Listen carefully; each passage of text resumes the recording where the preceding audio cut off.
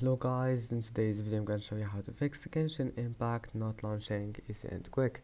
If you want to fix this problem, all you need to do first, right click here in this bar and then click task manager,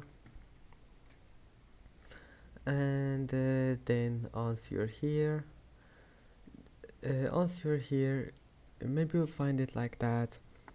If you find it like that, click more details and then go to apps here, and now just close all the applications that you don't need, and like Google Chrome and applications that takes your memory.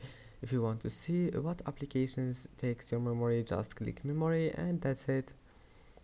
If you want to close it, click on it, right click on it and click end task, and after that just try again, and if that doesn't fix it, restart your PC, close the applications again and try again. And I hope that can help you, and that's it for this video. Don't forget to like and don't forget to subscribe, and thank you for watching this video until the end, and see you in the next video.